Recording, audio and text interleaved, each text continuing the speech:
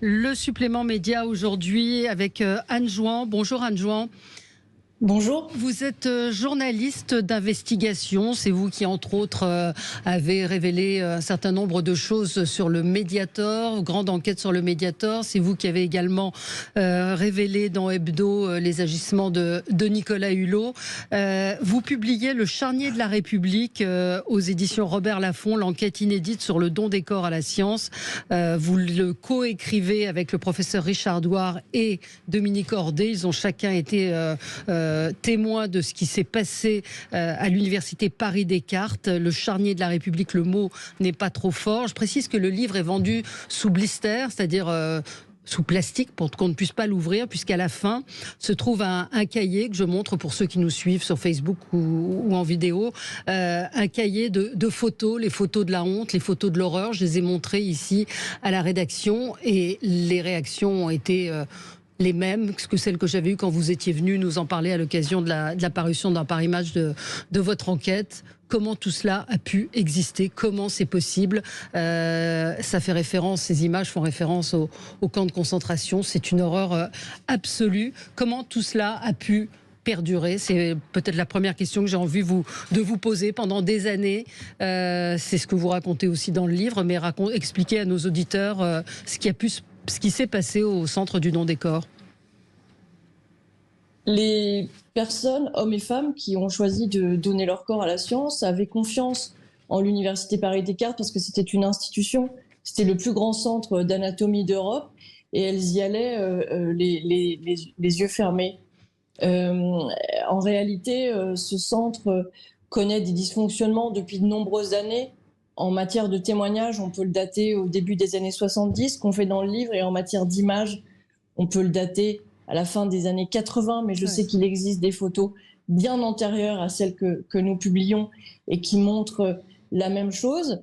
Les corps étaient souvent rongés par les souris parce qu'il y avait beaucoup de rongeurs au sein des chambres froides. Qui n'étaient pas froides, pardon de vous interrompre, mais ce qu'on apprend dans votre livre, c'est que ces chambres froides, souvent, n'étaient plus froides, ce qui explique ces corps en putréfaction.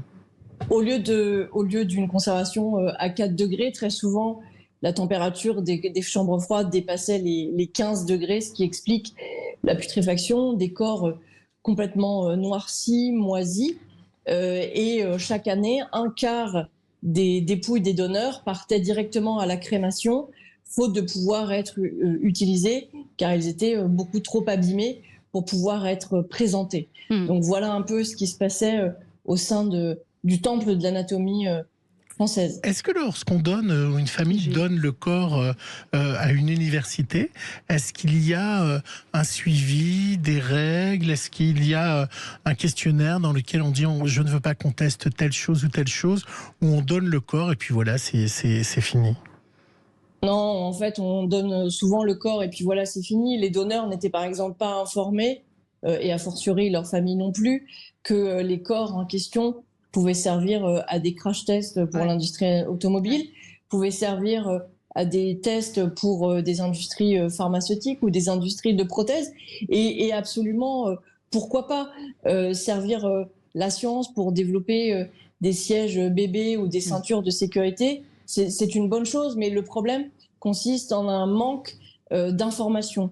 Pourquoi ne pas avoir dit aux donneurs qu'ils pouvaient être utilisés de la sorte? Pourquoi ne pas leur avoir dit qu'ils pouvaient être démembrés? Pourquoi ne pas leur avoir dit tout ce qui pouvait se passer par la suite? Par ailleurs, quand vous donnez votre corps à la science, la famille ne peut pas récupérer le corps. Le corps part au moment du décès et la famille ne le revoit plus. Le corps est incinéré avec les autres donneurs au cimetière du Père-Lachaise et les cendres sont normalement dispersées au cimetière de Thiais. Vous avez écrit le livre avec l'ancien directeur de ce centre, le professeur Richard Douard et son... Non, il était directeur. Et voilà. Son ancienne secrétaire. Et lui, il ne se sent pas coupable, et vous, ça vous a pas embêté d'écrire le livre avec lui? Et Dominique Ordet, qui a été la secrétaire générale, effectivement, on peut les considérer comme complices. Voilà, c'est ma question. Bien sûr. J'aurais jamais fait un livre avec eux si j'avais pensé qu'ils ont été quelque part complices. Ça aurait été impossible. J'ai mis du temps à convaincre Richard Doir de faire ce livre. Il a finalement accepté il y a 1 an. Au départ, il ne voulait pas parler et il l'explique, Oui. à mon sens, très bien dans ce livre. Il explique le poids du silence et comment le poids du silence est dû à la maltraitance des médecins dès le tout début de leur formation, dès leur internat. Comment ils enchaînent les gardes, comment ils travaillent à un rythme effréné dans des conditions psychologiques et physiques catastrophiques. Il a raconté un moment, et finalement il a voulu le supprimer, mais je le raconte, qu'un jour, quand il était interne à Cochin, il a 41 de température, il a de la fièvre, il ne vient pas travailler. Et quand il arrive le lendemain, le chef de service lui dit « Doir, vous n'êtes pas un vrai interne, les internes ne sont jamais malades ». Donc le poids du silence est extrêmement important. Par ailleurs, si on reprend la chronologie et le détail, que ce soit Richard Doir ou Dominique Ordet, tous les deux n'ont pas arrêté d'alerter. Richard est embauché, même si c'est une embauche purement honorifique, puisqu'il n'est pas rémunéré. Il est recruté à l'université pour diriger le centre, mais en réalité, il lui demande de venir pour qu'il mette en ordre une rénovation du centre et pour qu'il mène à bien les travaux. Et comme il a le sentiment, et il aura raison, que les travaux ne verront jamais le jour, il finit par démissionner. Dominique, elle, est secrétaire générale, elle arrive en 2016 au centre, et elle n'a de cesse d'alerter, de faire des mails à sa hiérarchie pour leur dire que rien ne va finalement. Donc tous les deux ont, à mon sens, tiré à maintes reprises à leur niveau la sonnette d'alarme, et il ne s'est rien passé. Par ailleurs, ils arrivent quand même, puisque Richard arrive au centre en 2014 et Dominique en 2016, en fin de circuit de l'affaire, puisque le centre ouvre en 53, et les dysfonctionnements, comme on le raconte dans le livre, sont très très antérieurs, puisque nous avons tous, et des témoignages permettent de le dire, que les dysfonctionnements commencent en réalité dans les années 60-70. Vous parlez de dysfonctionnement, on est au-delà du dysfonctionnement. Quand on lit quand on lit ce que vous racontez dans le livre, qui dépasse l'entendement, encore une fois, sur la manière dont travaillent tous ces manipulateurs, ceux qui font bouillir les têtes pour en extraire les cerveaux, ceux chez qui on a retrouvé des têtes faites en lampe, des morceaux des dents, enfin, ce que vous décrivez de l'état d'horreur. Et il y a ces photos, et la question que j'avais envie de vous poser, c'est pourquoi avoir voulu montrer ces photos. Enfin, je vous pose la question, mais j'ai la réponse, parce qu'il suffit de voir la tête des gens à qui j'ai montré ce matin les photos pour comprendre que c'était essentiel. Mais parce que je pense, même si mon métier c'est l'écrit, je pense que dans certains cas, et ça m'est pas arrivé souvent dans ma vie de journaliste, c'est la première fois que les mots, au bout d'un moment, ne suffisent plus. Parce que on nous a reproché, quand l'article premier est paru dans l'Express en novembre 2019, l'emploi du mot charnier. Or, ce mot a été choisi à l'époque par Bruno Cotte, qui est le rédacteur en chef des pages sciences à l'Express. Et on ne savait pas, quand Bruno choisit ce mot, que c'était le mot que Dominique Ordet employait elle-même dans ses mails, et que c'était ainsi que les gens qui travaillaient à l'université employaient pour décrire l'intérieur des frigos.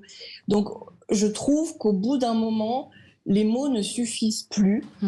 On n'a plus assez de vocabulaire, d'imagination pour se figurer ce que c'était. Et c'est pour ça que montrer ces photos devenait absolument indispensable, parce que c'est la preuve absolue, irréfutable de ce qui s'est passé. Oui, Gilles n'a pas pu les regarder. Non, moi j'ai pas pu les regarder. C'est insoutenable. C'est des images de camps de concentration. Ça peut rappeler ce type d'image. Comment vous expliquez cette attitude de ces médecins, de ces médecins et de ces humains? Est-ce que finalement ce charnier-là, c'est plus par fainéantise de faire les choses dans le bon ordre ou autre? C'est pour des histoires financières? Quel était l'intérêt de traiter ces corps comme quelque chose qui n'est pas humain, qui n'existe pas? Quel était cet intérêt? Il y avait un intérêt financier derrière? Il y avait de la revente? Je pense que la réponse principale à votre question, ce sont les anatomistes. Les anatomistes, ce sont des gens qui dissèquent, et qui trouvent souvent, alors pas tous et pas partout, que la dissection, finalement, c'est sale, ce qu'ont pensé un certain nombre de présidents successifs de l'université, comme par exemple Axel Kahn ou Frédéric Dardel, qui d'ailleurs a été mis en examen dans ce dossier. Les anatomistes, quand le papier sort en 2019 dans l'Express, mais dans le papier de l'Express, il y a 1/100 de ce qu'on explique dans le livre, puisque en l'écrivant, j'ai été étonnée, j'ai appris des choses tous les jours, et tous les jours a quand même duré 9 mois. Ouais. Les anatomistes, par exemple, avaient un maître qui s'appelait le professeur Gillot. Et le professeur Gillot a disséqué jusqu'à l'âge de 90 ans, donc il avait plus charge d'enseignement depuis longtemps, à Paris-Descartes. Et quand le papier de l'Express sort, ils disent « mais c'était pas si sale, enfin !» Gillot a lui-même donné son corps. Mais ce qu'ils oublient de dire, c'est que Gillot disséquait des corps VIH et porteurs de l'hépatite dans une puanteur telle que les gens faisaient un détour pour ne pas s'approcher de la salle de dissection qui lui était dévolue. Ouais. Donc la dissection était pour eux vu comme quelque chose d'intrinsèquement, physiologiquement, par essence sale, ce qu'ont d'ailleurs estimé les différents présidents de l'université. Et ça, c'est une partie de la réponse, et après tout s'enchaîne. Comment voulez-vous que des préparateurs qui n'ont pas fait d'études, certains sont bouchers, d'autres tanopracteurs, qui ont l'immense mérite, d'après ce qu'ils racontent, de rentrer dans les ors de l'université française, puissent avoir des repères quand l'un des anatomistes majeurs de sa discipline dissèque des corps VIH et porteurs de l'hépatite. C'est impossible. C'est un monde, c'est ça qu'il faut bien avoir en tête, où les normes, où le bien et le mal, tout ce que vous avez, tout ce dont vous avez connaissance est aboli. Oui. Et à partir de là, tout devient possible. Et on rappelle, vous le disiez vous-même, votre enquête est parue au départ dans l'Express en 2019 et des décisions ont été prises en 2022 ? Alors, le centre ferme le soir même de la mise en ligne du papier de l'Express. D'accord. Et une enquête préliminaire est ouverte dans les jours suivants et une instruction judiciaire dans les mois suivants. Et le centre n'a jamais rouvert et il ne rouvrira jamais. Oui. La majorité, alors je vais lire votre avant-propos, la majorité des corps est à 4 degrés. Je ne veux pas faire de comparaison, mais permettez-moi, vous savez, quand vous mettez un morceau, pardon d'être aussi trivial, de viande à moins 18, il peut être conservé pendant des années. Mais un morceau de viande à 4 degrés dans un frigidaire au bout de 15 jours, 3 semaines, il n'est plus valable. C'est le professeur Guy Valencien qui, devant le conseil départemental de l'ordre des médecins, a ces propos qui sont un petit peu plus longs. Pourquoi avons-nous cette spécificité de corps gardé à 4 degrés? Parce que cette dissection est bien meilleure. Enfin, on parle à des familles de victimes et on leur explique que c'est un bout de viande, c'est ça, c'est ce que répond l'une des familles d'une de ces personnes dont le père a été... Oui, ce passage est très intéressant, c'est pour ça que j'ai choisi de le mettre dans l'avant-propos. En fait, le professeur Guy Valencien, c'est une sommité dans le monde de la médecine en France. Il a été l'urologue de François Mitterrand, il a été conseiller de différents ministres de la Santé, que ce soit Roselyne Bachelot, Jean-François Mattei, Xavier Bertrand. Il a tenu la semaine dernière un grand raout à Chamonix dans le cadre de son think tank sur le management de la santé, auquel étaient conviés et sont venus 3 ministres en exercice, Stanislas Guerini, Aurélien Rousseau et Monsieur Lescure, le ministre de l'Industrie, plus une ancienne ministre, Elisabeth Hubert, le patron de la CNAM, le patron de la Sécurité sociale, la patronne de l'Agence du médicament, tout ce que l'industrie pharma compte de sommité en France, etc. Et le professeur Valencien a une double casquette puisqu'il a ouvert une école privée de chirurgie au sein de l'Université Descartes. Et quelques années plus tard, il est devenu directeur du centre du don des corps, donc il cumulait les deux. Et en fait, il achetait des corps à des tarifs très préférentiels qu'il avait en tant que directeur pour, via son école européenne de chirurgie, les revendre à l'industrie. Mais tout ceci était parfaitement légal, encadré, connu et tamponné par l'université. Est-ce que lui est mis en examen? Qui est mis en examen dans cette affaire? Alors Guy Valencien n'est non seulement pas mis en examen, mais il Non, il est pas mis en examen. Les seuls mis en examen sont 2 préparateurs dont on parle dans le livre et auxquels vous avez fait allusion tout à l'heure, qui sont ceux chez qui moult têtes, dents, etc. ont été saisies. Frédéric Dardel, l'ancien président de l'université qui était après conseiller ministériel de Frédéric Vidal, et enfin l'université en tant que personne morale. C'est justement à cause de tout ce bougli-bougla politique qu'on a choisi d'appeler ce livre Le charnier de la République. Merci beaucoup Anne Jouan d'avoir été avec nous. Merci à vous. Ce livre est indispensable, essentiel pour comprendre ce qui a pu se passer. C'est une lecture qui se fait de façon très accessible, j'ai envie de dire, pour nos auditeurs. Et puis ce sont des chapitres assez courts. C'est un livre à 3 voix. Vous, Anne Jouan, le professeur Richard Douard et Dominique Ordet, qui expliquent. Alors on parle d'anatomie, on parle de fonctionnement d'une institution comme celle-là, et puis les photos. Et puis de maltraitance, et on voit les photos à la fin qui sont absolument abominables. C'est paru chez Robert Laffont, et bravo pour cette enquête Anne Jouan, merci d'avoir été avec nous ce matin.